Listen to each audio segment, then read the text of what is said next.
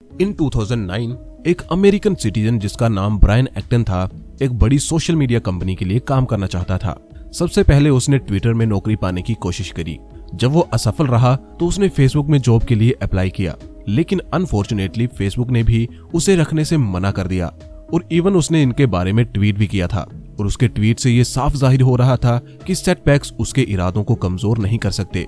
बेफिक्र होकर उसने ये मानने से इनकार कर दिया कि इन दो विफलताओं का ये मतलब बिल्कुल भी नहीं है कि उसे सोशल मीडिया बिजनेस में नहीं होना चाहिए, और इसी माइंडसेट के साथ उसने खुद की एक कंपनी स्टार्ट कर दी। फास्ट फॉरवर्ड कुछ साल और कड़ी मेहनत और उसकी वही कंपनी फेसबुक द्वारा खरीदी गई। फेसबुक वही कंपनी जिसने 2009 में उसे ठुकरा दिया था। मैं बात कर रहा हूँ व्हाट्सएप की, जो कि $19 बिलियन की डील थी और उस समय की सबसे बड़ी टेक डील भी। दोस्तों, ये स्टोरी ग्रोथ माइंडसेट का एक एग्जांपल है और आज हम इस वीडियो में इसी बारे में बात करेंगे कि फिक्स्ड माइंडसेट और ग्रोथ माइंडसेट में क्या अंतर होता है, जो कि माइंडसेट बुक की एक समरी है। दोस्तों, अपने हाथों की तरफ देखो, अब बताओ कि कब से ये इस तरह से हैं? शुरुआत से ही, राइट? ऐसा इसलिए है क्योंकि हमारा अपनी अपीयरेंस और अपने फीचर्स पे कोई कंट्रोल नहीं होता, जैसे कि हमारी हाइट, हमारे नाक की शेप या हमारी आंखों का रंग। हाउएवर, जो हमारे कंट्रोल में है वो है हमारी एबिलिटीज और स्किल्स। एटलीस्ट लेटेस्ट रिसर्च तो यही बताती है। कैरल ड्वेक भी उन रिसर्चर्स में से एक हैं और अपनी बुक माइंडसेट में वो दो एटीट्यूड्स के बीच अंतर करती हैं, फिक्स्ड और ग्रोथ माइंडसेट। फिक्स्ड माइंडसेट वाले लोग मानते हैं कि टैलेंट ही सब कुछ है। वे मानते हैं कि उन्हें ईश्वर ने कोई स्पेशल एबिलिटी नहीं दी है और इसीलिए वे एक फेलियर हैं। उनकी यही मानसिकता उन्हें कभी इंप्रूव नहीं होने देती। इसके विपरीत ग्रोथ माइंडसेट वाले लोग मानते हैं कि वे जो कुछ भी हासिल करना चाहते हैं उसे हासिल कर सकते हैं, जब तक वे इसके लिए कड़ी मेहनत करें, अपने गोल्स के लिए खुद को डेडिकेट करें और जितना हो सके प्रैक्टिस करें। चूंकि हमारी माइंडसेट का हमारी परफॉर्मेंस पर बहुत बड़ा इन्फ्लुएंस होता है, इसलिए हमें अपने माइंडसेट को सुधारना आवश्यक हो जाता है। आपने ये कोट तो सुना ही होगा, hard work beats talent when talent fails to work hard, यानी कि टैलेंट विदाउट हार्ड वर्क बेकार है। लेकिन एक फिक्स्ड माइंडसेट वाला पर्सन कभी भी ऐसा नहीं सोचेगा। उसकी नजरों में टैलेंट ही किंग है और इसीलिए ऐसे लोग टैलेंटेड दिखना चाहते हैं। इसकी तुलना में ग्रोथ माइंडसेट वाले टैलेंट से ज्यादा हार्ड वर्क में बिलीव करते हैं और टफ चैलेंजेस लेना उन्हें पसंद होता है। वे बेस्ट लोगों से सीखने का कोई मौका नहीं छोड़ते, हमेशा न्यू स्ट्रेटजीज टेस्ट करते हैं और इस मंत्र में बिलीव करते हैं कि प्रैक्टिस मेक्स परफेक्ट। फिक्स्ड और ग्रोथ माइंडसेट के दो फेमस एग्जांपल हैं, ली लकोका जिसने क्रिस्टल कंपनी शुरू करी और लो गर्सनर जो कि सीईओ रह चुके हैं IBM के। दोनों ने ही तब एंट्री मारी जब कंपनीज डूब रही थी और दोनों ने सक्सेसफुली उन कंपनीज को नए मुकामों तक पहुंचाया। लेकिन इसके बाद दोनों कहानियों में डिफरेंस आना शुरू हुआ।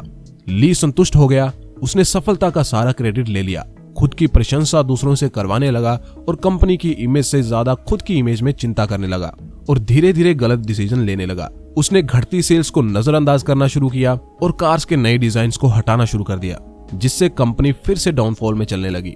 दूसरी तरफ गर्सनर जो कि सीईओ था IBM का, उसने माना कि IBM में इंटरनल बैटल्स के कारण टीम वर्क और कस्टमर सर्विस में दिक्कत आ रही है, इसलिए उसने पुराने रूल्स को बदला, अच्छी तरह से कम्युनिकेट करने के लिए खुद को एम्प्लॉयज के लेवल तक भी ले गया।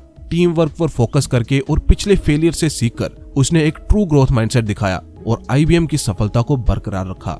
डिफिकल्ट सिचुएशंस को अवॉइड करने का प्रयास करना एक फिक्स्ड माइंडसेट की विशेषता होती है। ऐसा इसलिए है क्योंकि जितना अधिक समय आप किसी चीज में देंगे और उसके बाद असफल होंगे, उतना ही मुश्किल होगा अपने फेलियर्स को एक्सेप्ट करना। चूंकि फिक्स्ड माइंडसेट वाले इतनी मेहनत करने के बाद फेल होना स्वीकार नहीं कर पाते हैं, इसलिए वे ऐसी सिचुएशन में पड़ना ही नहीं चाहते। खैर, अच्छी बात यह है कि हम सभी ग्रोथ माइंडसेट के साथ पैदा हुए हैं, लेकिन आगे चल के जिस तरह की कंडीशनिंग हमारी होती है वही तय करती है कि हमारा माइंडसेट फिक्स रहेगा या ग्रोथ माइंडसेट को हम बरकरार रख पाएंगे।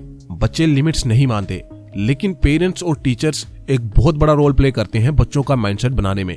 अगर कोई हमें बार बार ये कहेगा कि तुमसे ना हो पाएगा, तो चांसेस हैं कि हम फिक्स माइंडसेट तैयार कर लें और ये धारणा बना लें कि सच में इम्पॉसिबल नाम की कोई चीज होती है।